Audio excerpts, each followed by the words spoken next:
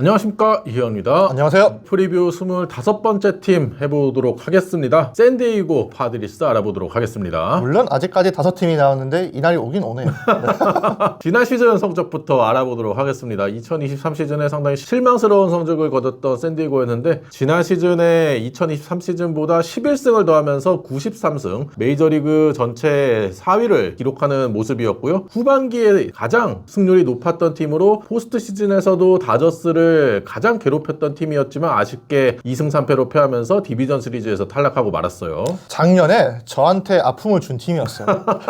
샌디에이고 우승을 외치겠다가 제가 큰 망신을 당했었죠. 그만큼 전력이 균형 잡힌 팀이었었고 7월 20일까지 정확하게 승률이 5할이었었는데 이제 그 이후에 43승 19패를 질주를 하면서 같은 기간 최고 승률을 기록을 했습니다. 포스트 시즌에서도 앞서 이희영 위원은 일부러 얘기를 안 했는데 애틀랜타를 가볍게 꺾고 이제 디비전 시리즈에 올라갔죠. 그리고 다저스를 상대로도 5차전까지 끌고 가면서 괴롭히는 모습이 있었지만 아쉽게도 시리즈를 마감을 했고요. 저는 우승 적기로 봤기 때문에 유난히 더 아쉬웠던 시즌이었습니다. 오프 시즌 주요 행보 알아보도록 하겠습니다. 상당히 구단이 어수선한 상황에서 진행이 됐던 오프 시즌이었는데요. FA 계약을 통해서 엘리아스 디아즈를 다시 잡았고요. 코너조, 제이슨 헤이워드, 닉 피베타와 4년에 5,500만 달러 계약을 하면서 충격을 안겨줬고요. 카일 하트를 또 데려왔습니다. 트레이드를 통해서는 론 마리나치오를 데리고 왔고 마이너 주요 계약을 보시면 마이크 브로스와 루이스 파티뇨를 다시 붙잡았고 마틴 말도나도, 오스틴 데이비스, 게빈 시츠, 율리 구레, 호세 이글리아스를 데리고 왔는데 카일 하트를 비롯해서 KBO 리그 출신들을 상당히 많이 영입했습니다. 벤자민, 구드럼, 페라자 이 KBO 4인방이 샌디에이고 유니폼을 입게 됐어요.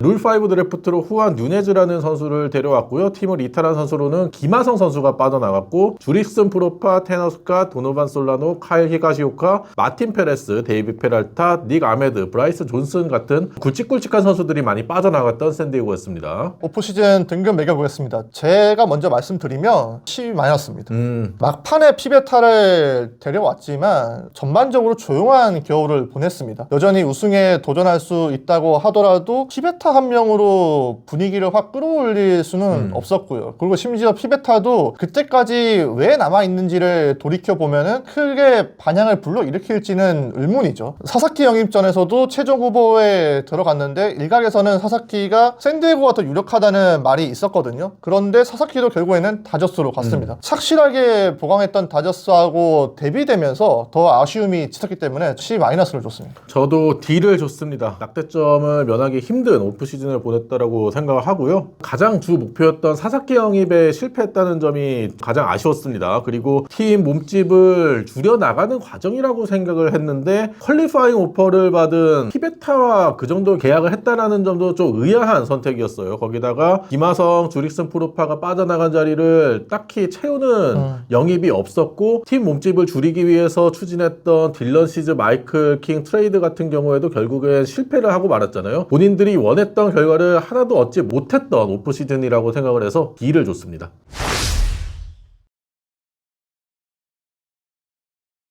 예상 라인업 알아보도록 하겠습니다. 1번에 루이스 아라에즈, 페르난도 타티스 주니어, 잭슨 메릴, 매니 마차도, 제이크 크로네너스, 젠더 보가츠, 호세 이글레시아스, 제이슨 헤이워드, 엘리아스 디아즈입니다. 예상 선발진을 보시면 딜런 시즈와 마이클 킹, 다르비슈, 닉 피베타, 그리고 오선발로 스티븐 콜렉이 예정되어 있는데 카일 하트도 유력한 후보 중 한 명입니다. 예상 불펜 알아보면 로버트 수아레스가 마무리를 볼 것으로 보이고요. 제이슨 애덤, 제레마이아 에스트라다, 에드리안 모레혼, 마스 유키로 구성이 되겠습니다. 관전 포인트 3가지 알아보겠습니다. 제 첫 번째 관전 포인트는 대체자들입니다. 주축 선수들은 그대로 나왔습니다. 그런데 주전 유격수 김하성이 떠났고 코너 외야수 프로파도 떠났죠. 내야 수비의 핵심과 작년에 올스타 시즌을 만들어낸 외야수가 공백이 없을 수는 없어요. 큰 돈을 쓰지 못하면서 확실한 업그레이드는 하지 못했습니다. 알짜배기 활약을 기대할 수 있는 선수들이 대부분이잖아요. 베테랑 헤이워드 같은 경우에는 지난해 우한 상대 OPS가 0.720이었습니다. 그런데 타율이나 출률이 메이저리그 수준이 아니었죠. 그래서 자완 상대로는 코노조를 플래톤으로 돌릴 계획인데 코노조도 작년에는 자완한테 그렇게 툭 출나지는 않았습니다. 그래도 2023년에는 자완 상대 OPS가 0.820이기 때문에 2년 전으로 돌아가 주길 바라야 되고요. 문제는 유격수입니다. 젠더 보가츠가 다시 유격수를 봐야 돼요. 유격수 보가츠는 시한폭탄 같은 선수잖아요. 유격수 통산 DRS가 마이너스 54, OAA도 마이너스 31로 매우 좋지 않습니다. 그래서 내야 자원으로 호세 이글레시아스와 마이너 계약을 했는데 했는데 사실 이글레시아스나 타일러 웨일드도 유격수가 그렇게 좋은 선수는 아니란 말이에요. 또 이글레시아스는 지난해 254석 이상 들어선 타자들 가운데 타율 1위를 기록하긴 했는데 세부 지표를 보면 운이 좀 따랐다는 것을 금방 알 수 있거든요. 샌디에고는 내셔널리그 서부에서 강팀들과 자주 맞붙어야 되는 팀이죠. 그러면 사소한 부분에서도 실수가 없어야 되는데 베이스 러닝이나 수비에서 불안 요소가 넘치는 부분들을 어떻게 다룰지가 궁금해서 대체자들을 언급을 해봤습니다. 제 첫 번째 관전 포인트는 응집력입니다. 팀의 협동성 이런 거를 봤는데요. 앞서 말씀드린 대로 상당히 어수선한 분위기에서 오프시즌을 보냈어요. 피터 사이들러 구단주가 타계한 이후에 사이들러 가족들 간의 분쟁이 계속해서 있지 않습니까? 피터 사이들러의 아내인 실 사이들러가 피터의 형제들을 고소를 하는 일이 일어났고요. 메이저리그 사무국에서 형제들의 손을 들어줬습니다. 장남인 존 사이들러가 구단을 운영하는 통제권을 갖게 됐는데 그럼에도 불구하고 법적 분쟁은 아직 끝나지 않은 상황이에요. 그러면서 어수선한 분위기 때문에 사사키 로키의 영입도 영향을 준 게 아니냐라는 얘기까지 나왔고요. 오프시즌 돈을 쓰지 못하는 모습이 나왔습니다. 그리고 FA를 앞둔 딜런 시즈와 마이클 킹 같은 경우에도 트레이드를 시도를 했었는데 그 두 선수 모두 결국에는 팀에 남게 됐잖아요. 그러한 상황에서 과연 이 선수들이 샌디에이고에서 집중해서 뛸 수 있느냐도 의문이 들거든요. 시즌은 뭐 비즈니스는 비즈니스다라고 얘기를 했지만 작년에는 시카고 화이트삭스에서 다른 팀으로 넘어갈 게 거의 확실시되는 상황이었는데 올 시즌은 그게 아니었단 말이에요. 그렇기 때문에 본인은 샌디에이고에 남고 싶다라는 얘기를 하면서 불안한 마음을 노출을 하기도 했었는데 기존 선수들과 잘 융화가 되면서 계속해서 그런 끈끈함을 보여줄 수 있을지가 궁금해서 관전 포인트로 생각해봤습니다. 내용을 들으면서 굉장히 놀랐습니다. 왜요? 제 뒤에 나올 두 번째, 세 번째 관전 포인트 키플레이어를 다 요약하는 내용이었어요. 제 두 번째 관전 포인트는 케미스트리입니다. 샌디에고는 전력 못지않게 분위기가 중요한 팀이잖아요. 작년에도 치고 나갈 때 더가웃이 매일 축제 분위기였습니다. 야구를 잘하기도 했지만 즐기는 분위기가 연출되면서 더 무서운 저력을 과시했거든요. 올해는 더 중요합니다. 뎁스가 약해진 게 사실이기 때문에 선수들이 화합을 잘해서 시너지 효과를 내야 됩니다. 다행히 새로운 선수들이 분위기 형성에는 탁월한 능력을 가지고 있어요. 헤이워드는 다저스의 리더로서 분위기를 잘 다스렸죠. 로버츠 감독도 이 능력을 인정하는 말을 했었고요. 이글레시아스는 지난해 매치가 고공비행을 하게 된 계기를 마련해준 선수입니다. 선수들을 하나로 결집시켜준 연결고리가 이글레시아스의 자작곡인 OMG였죠. 매치 선수들이 홈런을 치고 나서 OMG 사인판을 들고 세리머니를 할 정도로 이글레시아스의 OMG가 팀의 승리 부적하고 같았거든요. 지금 팀이 굉장히 어수선한 상태입니다. 그렇기 때문에 실제 감독하고 선수단이 하나로 똘똘 뭉치는 모습을 보여줘야 되거든요. 야수진에는 마차도가 이 역할을 해줘야 되고 투수진은 다리비슈가 투수들을 하나로 묶어주면서 개인 성적과 동료들을 모두 챙기는 모습을 보여줘야 되고요. 그러면서 전력 그 이상의 위력을 발휘를 해야 샌디에고가 또 한 번의 우승을 넘볼 수 있다고 생각을 하기 때문에 두 번째 관전 포인트로 케미스트리를 써봤습니다. 제 두 번째 관전 포인트는 경쟁력입니다. 지난 시즌에 93승을 거두면서 메이저리그 공동 4위 기록을 했고 다저스 상대로도 가장 괴롭혔던 팀이 샌디에고였고 정규 시즌 맞대결에서도 다저스 상대로 위닝 시즌을 만들어냈거든요. 지난 시즌에 내셔널리그 서부팀 상대로 27승 25패 우위를 가졌던 샌디에고였습니다. 다저스 상대로 8승 5패, 애리조나 샌프란시스코 상대 7승 6패. 물론 콜로라도 상대 성적이 좀 오게티긴 하지만 전체적으로 리그에서 우승 경쟁하는 팀들에게 전부 다 우위를 가져갔던 샌디에고였어요. 하지만 지난 시즌의 경쟁력을 올 시즌에도 가져갈 수 있을지가 의문입니다. 김하성 선수와 프로파, 포수로서 칼 히가시오카, 투수의 테너스카시 이탈했고 조 머스그로브도 토미존 수술을 받으면서 올 시즌에 뛸 수가 없게 된 상황이었거든요. 하지만 영입 선수로는 팀 케미스트리에 탁월한 영향을 줄 수 있는 선수들이긴 하지만 제이슨 헤이워드, 코너조, 엘리아스 디아즈, 호세 이글레시아스 이런 선수들 사실 팀 전력 면에서 확실하게 업그레이드 됐다라고 보기는 어렵거든요. 그럼요. 선발진의 닉 피베타도 프론트라인 선발을 볼 수 있는 선수도 아니고요. 반면에 다저스 같은 경우에는 사사키 로키 내려왔고 블레이크 스넬, 테오스카 에르난데스 다시 잡았고 이번 오프 시즌의 주인공이 되면서 압도적인 전력을 갖춘 상황이고 애리조나도 코빈 번스 내려오면서 올 시즌 샌디에고에 비해서도 확실히 전력이 더 강하다라고 생각하고요. 샌프란시스코도 아담에스 벌렌더 영입했고 이정우 선수도 어깨 부상에서 확실하게 복귀를 하면서 전력이 지난 시즌보다 낫다라는 평가를 받고 있지 않습니까? 이러한 상황에서 과연 내셔널리그 서부지구에서 경쟁력을 보여줄 수 있을지가 상당히 궁금하고 예측 기관에서 팬그래프가 내셔널리그 서부지구 샌디에고 우승 확률을 3.7%, 페코다도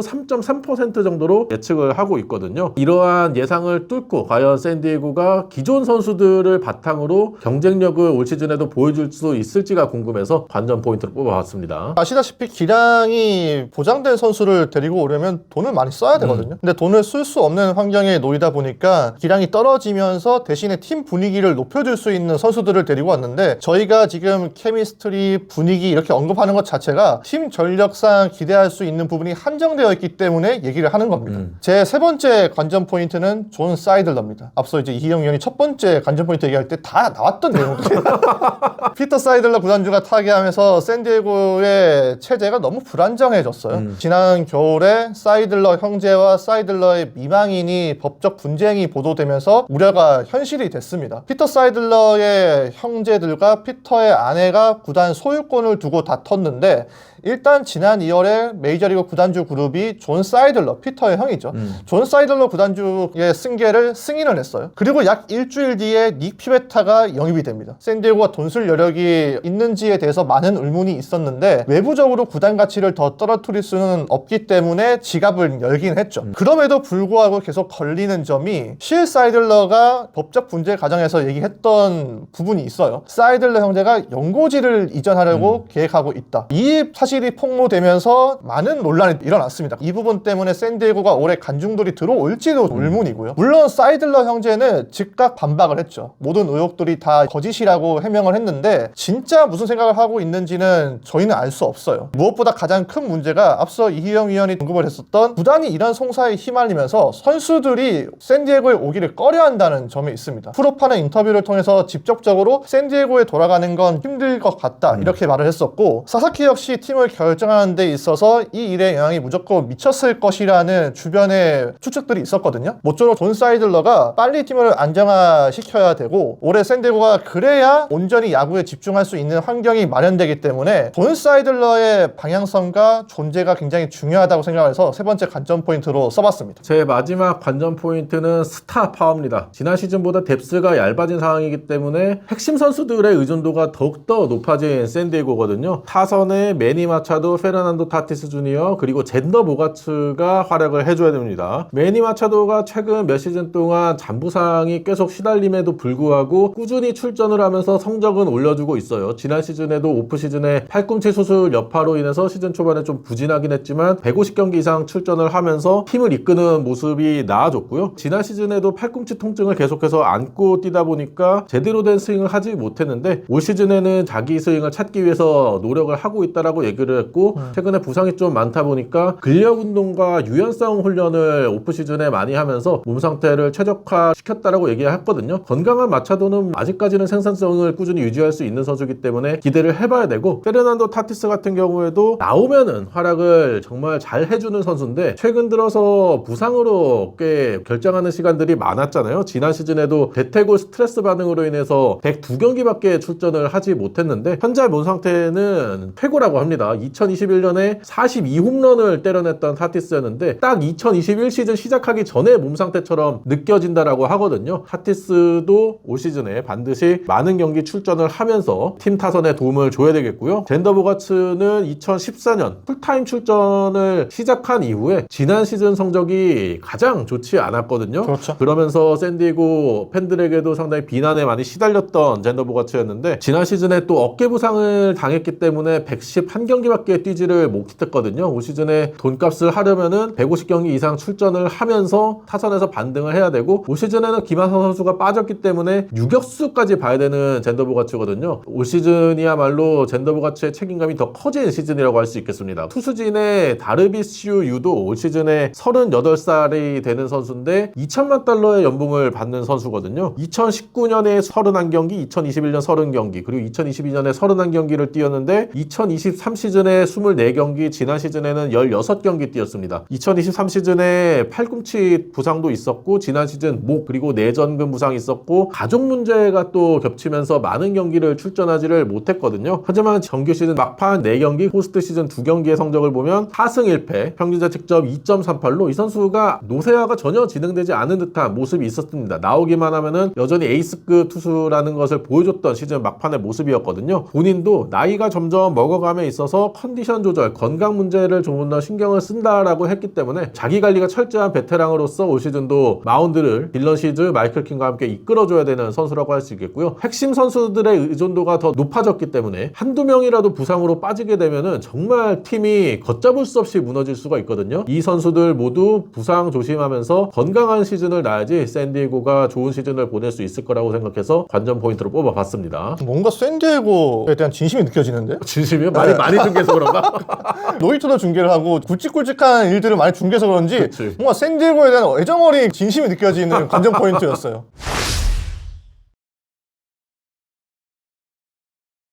키플레이어 알아보겠습니다. 제 키플레이어는 딜런 시즈입니다.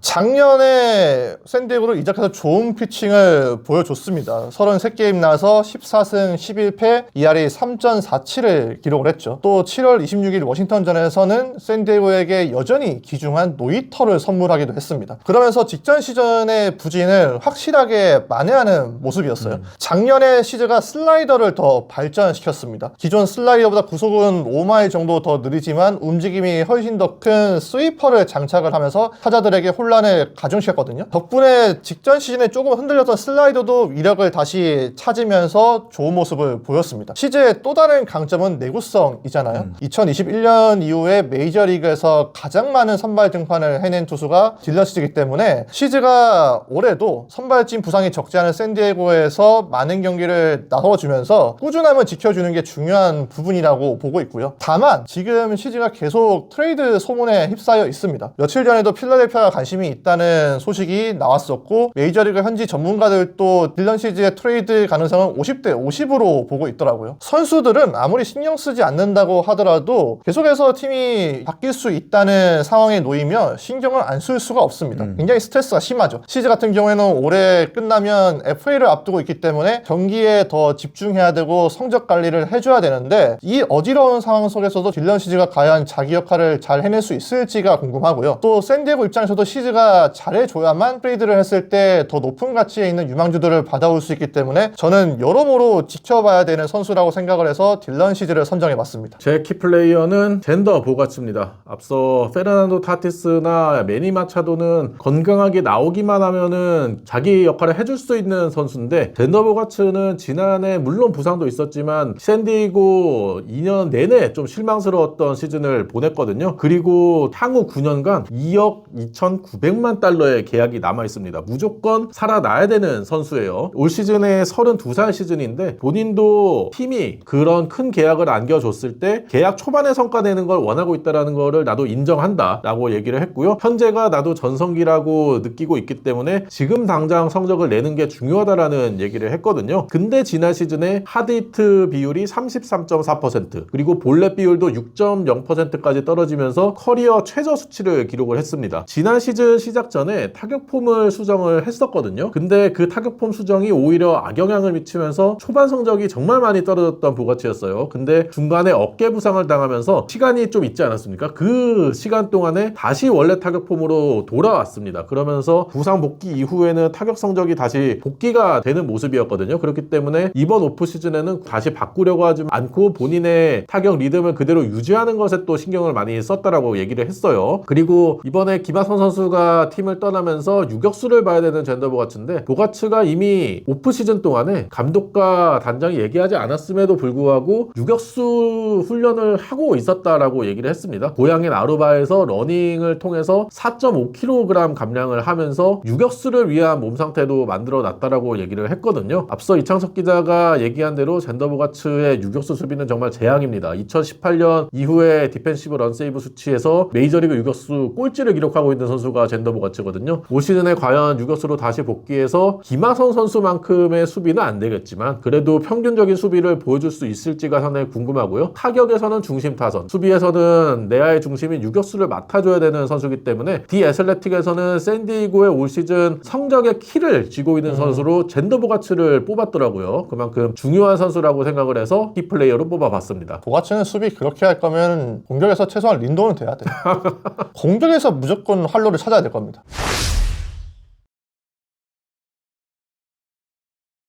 최고 최악 시나리오 알아보겠습니다. 제 최고의 시나리오는 여전히 다저스를 가장 위협하는 팀이다. 지금 전력이 바뀌었다고 하더라도 다저스가 가장 부담스러운 팀은 바뀌지 않았다는 내용입니다. 제 최고의 시나리오는 구단주 문제가 해결되며 다저스를 위협한답니다. 똑같네. 비슷하네. 네, 비슷한데 내용이 좀 없어지는 게 근데 중요하지 않나. 제가 먼저 말씀드렸기에 망정이지 티영 형이 먼저 말했으면은 이거 또 제 요약본이에요. 그래서 제가 최악의 시나리오 먼저 발표하겠습니다. 제 최악의 시나리오는 마차도와 타티스가 또 싸운답니다. 팀 분위기를 계속해서 강조를 하고 있는데 팀 분위기가 좋지 않다는 것을 의미하겠죠. 안 그래도 지금 선수단 외적으로 어지러운데 선수단 내에서 싸우면 진짜 난리 나는 거죠. 나는 거지. 네. 그러면서 실드가 사퇴하는 거야.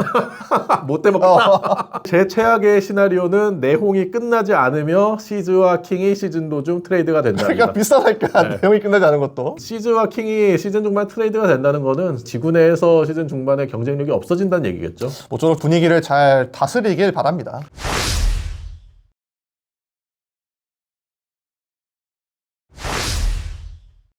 저희가 프리뷰 25번째 팀이죠. 샌디에이고 파드리스 알아봤는데요. 5팀 남았습니다. 많은 기대를 부탁드립니다. 댓글 많이 달아주시고요. 구독과 좋아요 부탁드릴게요. 다음 영상으로 찾아뵙겠습니다. 안녕.